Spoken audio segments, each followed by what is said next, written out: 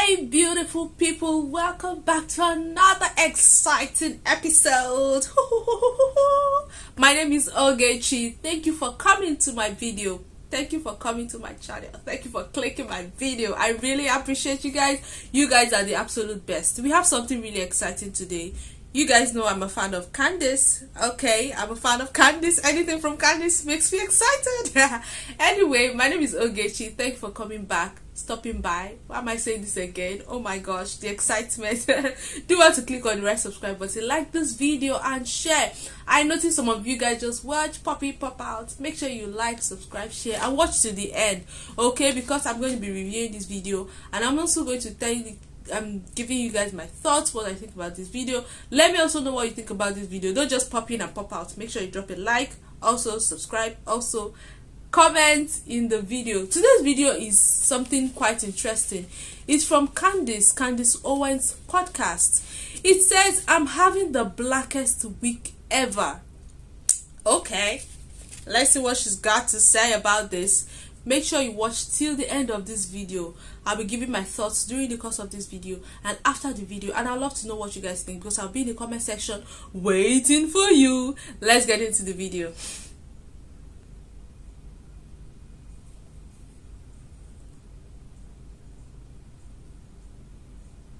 Got to ride a limousine with the chauffeur. That's where I'm at right now. That song really does still slap, you guys. Why am I playing it? Because, well, I told you, I am having the blackest week ever. And in that song, he talks about his mom, loves to show him off, smiles every time my face is up in the source. Well, guess what, guys? My face is up in the source. Check out these headlines. I've been just really trying to get into black media and have them say something nice about me, and it happened. This first from the source. Candace Owens on Beyonce's country music. She's more country than Taylor Swift ever was. Next headline over here in Vibe. Candace Owens defends Beyonce. Says she's more country than Taylor Swift. Yes, guys, two positive headlines, and we are celebrating because I also have a ton of media booked up.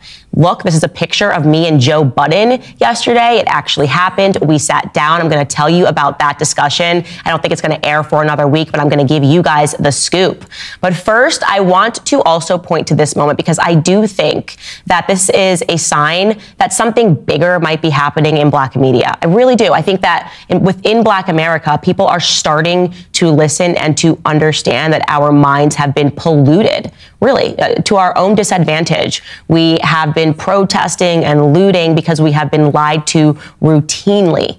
And a moment that recently happened was that Piers Morgan sat down with Charlemagne the God of the Breakfast Club, and he just dropped some facts. It was a wonderful moment. Take a listen to it. You mentioned Obama, so this is an interesting little question I always throw people. Interesting if you guys know the answer. How many immigrants, illegal immigrants, did Barack Obama deport in his 8 years as president? Oh, I don't know. Have a guess. No clue. No clue. Interesting, right? The answer is over 3 million.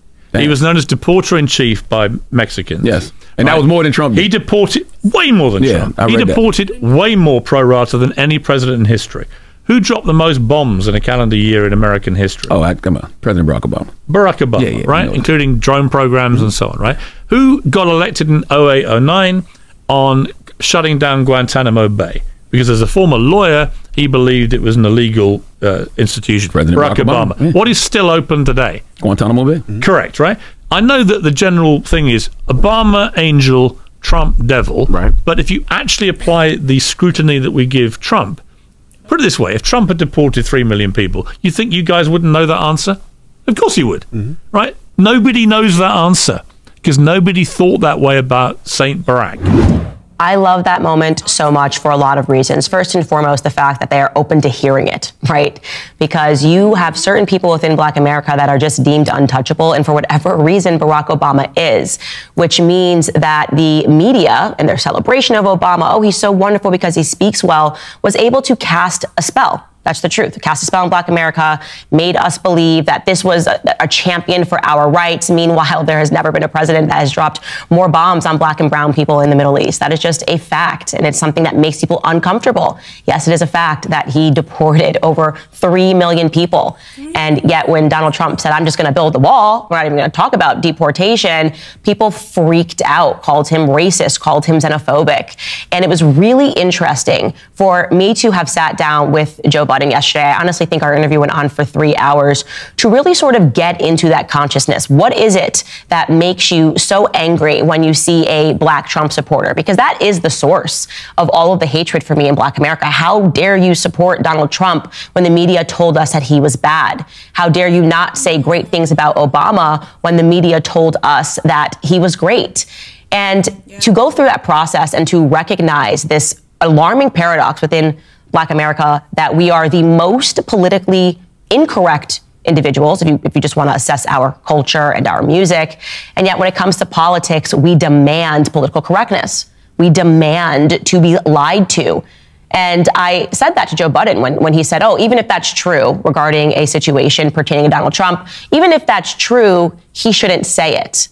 I pressed him on that. I said, so what are you saying? Are you suggesting that we should be lied to? Are you suggesting that it's good to be lied to as long as it sounds good? And I think you'll find his answer to that to be pretty interesting. And that really is the question for all Americans right now. Does it make us uncomfortable to hear the truth? Yes, but would we rather be told lies? I think for a lot of people, yeah, they just want to exist in their little bubbles. They want to believe that everything that America is doing overseas is irrelevant, or it is furthering democracy. We're spreading democracy because it's scary. It's scary to go the other way. It's scary to recognize that there is an entire system of, honestly, what I believe to be sheer evil that is operating above us. It's scary to consider that the CIA might be completely corrupt. It's scary to consider that they may have been the people that made the decision to have a sitting president killed, JFK Jr. It's scary to consider that they may have had everything to do with the assassination of Martin Luther King Jr., an insane story of how Martin Luther King Jr. was killed. We have never had answers about that. And yet that same government who could have been involved in that assassination then gives us Martin Luther King Jr. Day as what? Oh, here you are. You're here just to make you happy, to show that you're actually progressing. We're going to give you a day off. That's not progress, guys. It's stupidity.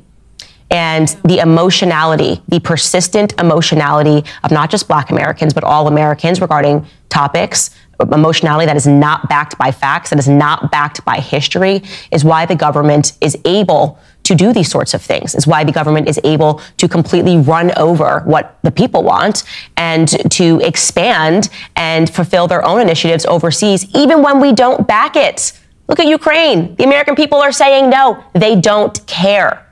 They constantly are telling us to get to work because we're going to do what we want anyway. They're operating like a mafia, right? And that's scary for a lot of people to consider because we know what that means. When you are willing to tell the truth, the mafia will take you out, right?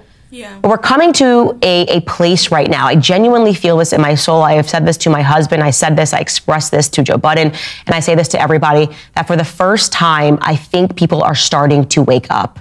And this was best demonstrated to me the other day when I did a live talking about the birth control industry, talking about the government incentive to sterilize women and recognizing that it has been by and large successful via the pollution in public education, making sure people can't read but they feel women's health, my reproductive rights, my body, my choice. Propaganda created by governments and corporations to make sure that you poison yourself, that you can't have as many kids as they used to be able to have before this poison existed. The poison that's in our food, Monsanto. For the first time ever, people are starting to take a stance and starting to recognize that. So I remain optimistic every single day. And I express this to Joe Biden, not just for Black America, but for all of America, because for the first time, it feels like we are ready to hear the truth. And for that, I am grateful for COVID. I am grateful for how far the government went with censorship. I am grateful for how far they went in terms of trying to have autonomy over our bodies. We no longer had autonomy. They were trying to force vaccinate people. They were trying to demand vaccination in the workplace. And I think what happened is they overplayed their hand, and we're on the brink of a mass awakening. So I want to remind everybody to feel positive every single day. I hope if you listen to my podcast, you walk away and you feel informed, but you don't feel sad. I don't want you to walk away mad, sad. I want you to say, now that I'm informed, I can now walk into society and demand the change that we all deserve. Hey guys, if you like this video, you will definitely... This is absolutely information. It